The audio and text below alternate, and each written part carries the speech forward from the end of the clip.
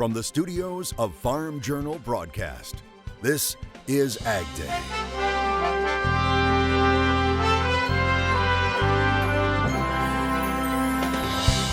Coming up on Ag Day, a longhorn whose horns are making headlines around the world. The buzz here in Kentucky is all about hemp. We take you to the first Farm Journal Hemp College ahead in the show. And U.S. and China going back to the bargaining table. I think it's in the interest of both China and the United States to have some kind of a successful agreement. Ag Day, presented by the all-new Chevy Silverado, the strongest, most advanced Silverado ever. Good morning, I'm Clinton Griffiths. Lead negotiators between the U.S. and China plan to restart conversations this week. That news coming from U.S. Trade Representative Robert Lighthizer during his second day of testimony on Capitol Hill. The ambassador appearing before the House Ways and Means Committee Wednesday. Like the previous day's hearing at the Senate, Lighthizer covering a litany of trade topics with much of the focus on encouraging Congress to move forward on the U.S.-Mexico-Canada trade agreement. Now, during the hearing, Lighthizer was asked about the president's tweet that he plans to resume trade conversations with China. Do you expect the talks, of which there was great substance, a lot of good work done, when do you expect those to restart? I think it's in the interest of both China and the United States to have some kind of a successful agreement. The president has said he definitely wants an agreement if we can get a great agreement for America. He, as you say, had a phone call yesterday. And then he sent out a tweet that we were going to get together. I have a conversation set up with my counterpart on the telephone in the next day and a half, and then I expect to meet with him, with Secretary Mnuchin in Osaka. The president confirming Tuesday that he will meet with Chinese President Xi Jinping during the G20 gathering next week. Now, Wisconsin Representative Ron Kind also weighing in on the Chinese trade negotiations and its impact on farmers and dairy farmers in his home state. The president's trade war that he has decided to engage virtually everyone throughout the globe is having a real damaging effect on folks back home.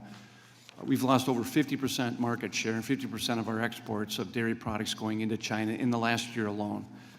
June is June Dairy Days in Wisconsin, a time for us to celebrate our family farmers in the dairy industry. Every weekend I go home, I'm attending dairy breakfast. I'm talking to these farmers. And the fear I hear in their voices, the fear I see in their eyes are real. They're getting wiped out. We had record bankruptcies last year, 2 a day. That's gone to 3 a day this year. I'm not saying that the trade war has everything to do with it, but it's certainly piling on right now. And the efforts you're making with China right now, I say speed is of the essence, because many of them are hanging on by their fingernails. If the president is hoping to carry Wisconsin next year, this is probably the worst way to go about doing it. They are losing confidence in him. I know you're concerned for the farmers. I understand that. The president has exactly the same concern, so do I. And they're in a very bad way, and it's something we have to deal with as soon as we can. And I also appreciate your comments and all your work with me on USMCA and how important USMCA and how passing USMCA will be faster, will be better and quicker for all of those farmers in Wisconsin. Let me move on to this USMCA. This agreement does more for Wisconsin farmers than any trade agreement in history. Lighthizer also mentioning his work with Japan and considerations for additional free trade agreements with other countries, including restarting talks with India, Switzerland, the UK, and a country in Africa. Mexico has become the first country to gain legislative approval for the new free trade agreement with the U.S. and Mexico. Mexico's Senate voting 114-4 Wednesday in favor of the USMCA. The treaty still awaiting considerations by lawmakers in the U.S. and Canada. China is firing back in response to remarks made by U.S. Trade Representative Lighthizer earlier this week before that Senate committee that talks with China won't work. And the country's foreign ministry spokesperson saying China and the U.S. can work out a balanced solution to the trade friction through dialogue. The spokesperson saying, quote, "The most important thing is to address each other's legitimate concerns in a balanced way and find a solution acceptable to both sides," unquote.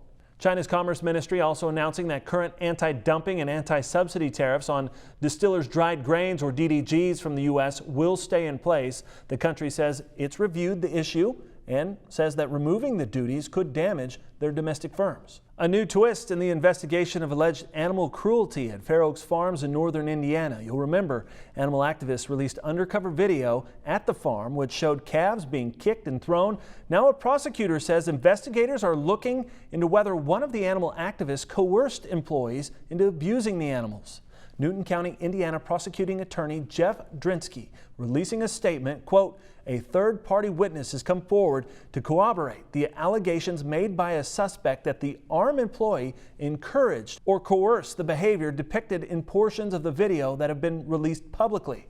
The undercover video was shot by Animal Recovery Mission, the group's founder calling the allegations ridiculous and absurd. He says none of the group's video shows any encouragement of abuse. One suspect, who is a former employee of Fair Oaks Farms, is in custody. Police are still searching for 2 others. USDA also releasing its May milk production report. In 24 major dairy states, U.S. dairies pumped out 18.1 billion pounds. That's down 0.1% from a year ago. Production per cow topped 2,060 pounds in May, 11 pounds higher than May of 2018, while the number of milk cows fell 55,000 head year over year. One of America's chief competitors, Australia, is cutting its wheat forecast this year due to continued drought. Exports are now expected to fall by 18%. While here in the U.S., winter wheat harvest is underway across the southern plains. The latest crop progress report shows 8% of the crop is now cut. That's 12 points behind the 5-year average. Both Texas and Oklahoma getting a slow start. Texas is 42% harvested, while Oklahoma is 40 points behind the average pace. It's mid-June and just 16% of that crop is harvested, mostly due to persistent rains. In about 5 total months, maybe 5.5, we've gotten anywhere from 20 to 30 inches of rain during that time. A lot of that did fall early, but a tremendous amount has fallen later.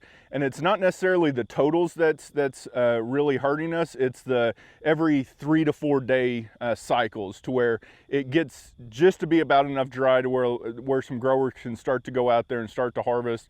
And we get a rain shower event, which takes us out of the field for another couple days. He says wheat still looks great, but rain has caused some lodging. Quality and protein remain high, but test weights appear to be lower due to waterlogged fields. You may remember the devastating scenes from the Camp Fire in California last year. Today, the public utility blamed for sparking that blaze, and several others, has agreed to pay $1 billion to local governments. Pacific Gas and Electric settled with 14 local governments and agreed to pay for taxpayer losses. The fires scorched millions of acres, destroyed thousands of homes, and killed dozens of people. Those fires include a 2015 fire in Butte County, a series of fires in 2017 in Northern California, and the fire that destroyed the town of Paradise in 2018. Pacific Gas and Electric Corporation filed for bankruptcy earlier this year because of the billions in anticipated losses. The judge presiding over the case still has to approve the settlement.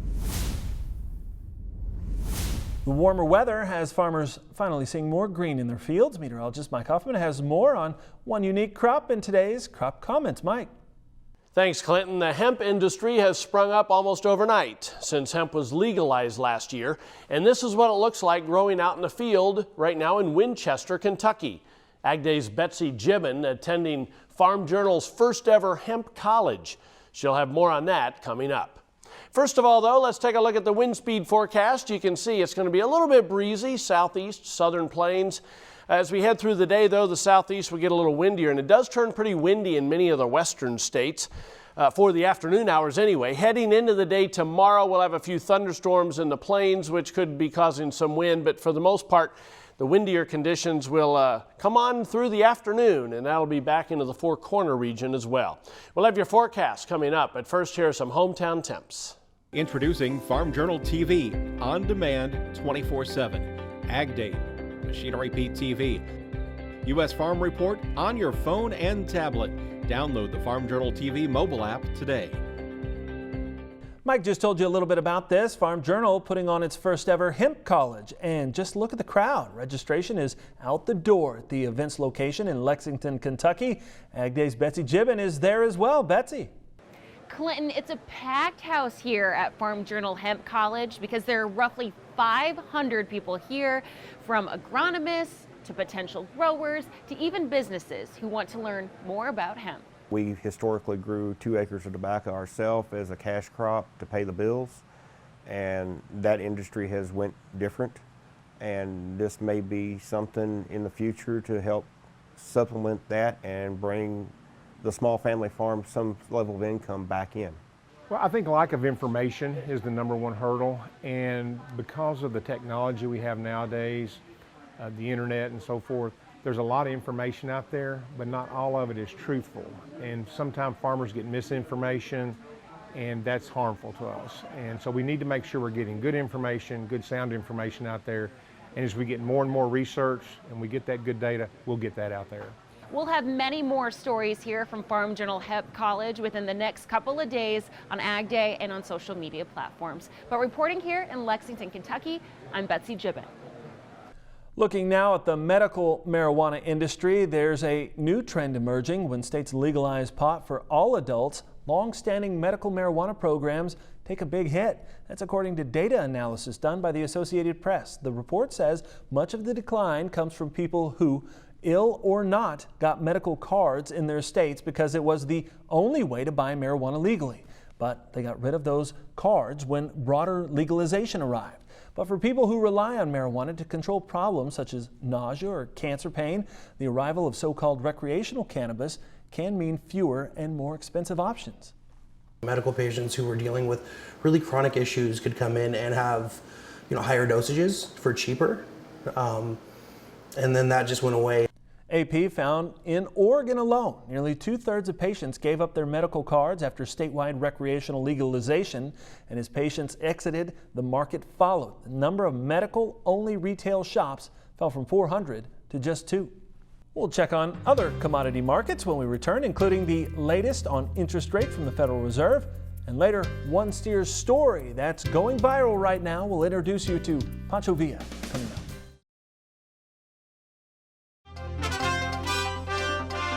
Flooding continues to be an issue along major rivers like the Mississippi and Arkansas, but there is a bit of good news. The CME is lifting its concern about the shipping of corn and soybeans on Illinois and Mississippi rivers. It issued the warning back in May saying shipping stations were unable to load due to high water levels and flooding. The CME says most stations have regained the ability to load corn and soybeans, and that prompted the decision to lift the warning effective immediately. The Federal Reserve has decided to leave its key interest rate unchanged, but it's signaling that it's prepared to start cutting rates if needed in order to protect the U.S. economy. The Fed left its benchmark rate, which influences many consumer and business loans, in a range of 2.25 to 2.5%. In the weeks since our last meeting, the cross currents have reemerged. Growth indicators from around the world have disappointed on net, raising concerns about the strength of the global economy. Apparent progress on trade turned to greater uncertainty, and our contacts in business and agriculture report heightened concerns over trade developments. These concerns may have contributed to the drop in business confidence in some recent surveys and may be starting to show through to incoming data. Risk sentiment in financial markets has deteriorated as well. Against this backdrop, inflation remains muted. USDA releasing its 2018 farm real estate numbers, the largest regional average value per acre increase coming from the northern coast, the Northeast, and the Pacific states, while the Corn Belt and Southern Plains states were just behind. The Corn Belt, including the Three I states, Missouri and Ohio, per acre average price $6,110 in 2018. That's up $120 from last year and follows 2 straight years of declines. Now, prices in that region are still below 2015 averages. The only region to see land prices trend lower in 2018, the Northern Plains. States like Kansas, Nebraska, North and South Dakota experiencing a 3rd straight year of declines with average prices per acre of $2,110 in 2018.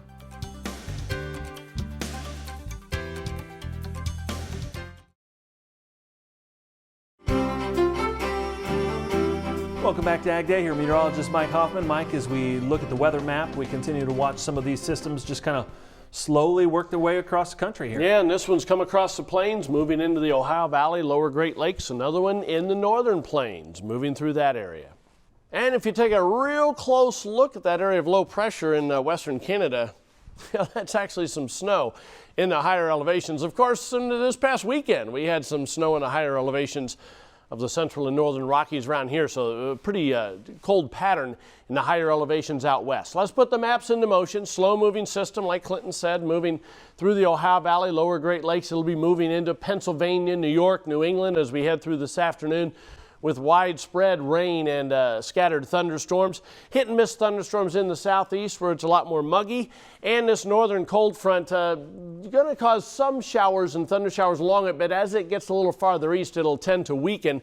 And this will be the main storm that has sprung up over the past 24 hours. That will continue to move east. You can see by tomorrow morning, that'll be into northeastern Colorado. Scattered showers and thunderstorms ahead of the warm front, or to the north of that anyway, and hit and miss activity back into the northern Rockies. And yeah, that's some snow. Higher elevations, Yellowstone area, seeing some of that. I mean, this is vacation time for lots of families, and they're still seeing some of the white stuff. Scattered showers into the far southeast as well to start the day tomorrow. That cold front will moisten up through the afternoon, though, and cause a few more showers and thunderstorms. And we'll see some areas from the central Mississippi Valley on into Minnesota, North and South Dakota as we head through this afternoon. So precipitation estimate over the past 24 hours, we've seen some amounts from northeast Texas, northern Illinois, all the way to the east. Adding in the next 36 hours, we're going to add some more with that northern system, and even a little bit more from the central Mississippi Valley into the northern plains as we head through the day today. Checking temperatures, the heat is on for a change over Texas and Oklahoma. Muggy conditions, still kind of on the cool side. Great Lakes in the northeast with some highs only in the 60s. Lows tomorrow morning, 50s in parts of the Great Lakes, but you can see the mugginess continues in the Gulf Coast region, and that's going to be the case tomorrow, although it will warm up a little bit in the Great Lakes. Taking a look at the jet stream, there's that trough moving into the western states. That's what's causing some of the snow in the higher elevations.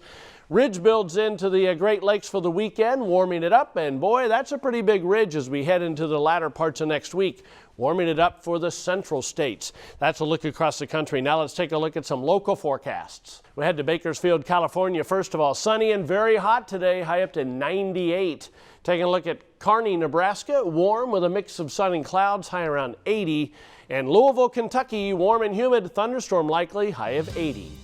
One of Brazil's biggest buyers is coming back to its beef market. Plus, we look at the numbers when it comes to profit margins for feeder cattle. That's next.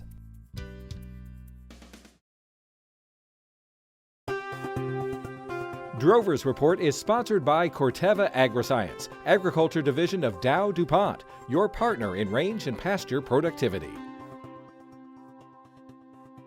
Profit margins for cattle feeders continue to be an issue. They eroded further last week, slipping to average losses of $19 per head last week. Cash-fed cattle prices declined another $1 per hundredweight, with trade at $112 to $113. Beef packers saw their margins increase $18 per head to $246. The beef cutout was nearly steady on the week at $219 per hundredweight. Corn being down sharply, that should be helping the feeder cattle more than I think it is. And that's a little bit disconcerting. We also, as we were talking about, potentially are talking about the trade deal again. We have President Xi and President Trump meeting at the G20. They're going to be talking, or our teams are going to be talking in front of that. So there's been some speculation that we could make progress towards a deal here later on this month for the first time in a little while. That should be positive for livestock as a whole. China has lifted its temporary ban on Brazilian beef imports. That's after a 10-day suspension in trade due to the discovery of an atypical case of bovine spongiform encephalopathy, or BSE. Now, Brazil's Ministry of Agriculture announcing the BSE-infected cow was discovered on May 31st. The ban on exports to China was put in place on June 3rd. Brazilian officials said the 17-year-old cow was detected in Mato Grosso. They say all the necessary material for test was collected and the remainder of the cow was incinerated. They also say no part of the animal entered the food chain. China is one of Brazil's top beef importers, buying more than 322,000 metric tons of Brazilian beef last year. Coming up, a longhorn that truly lives up to its name. And now this story is going viral. That's next in the country.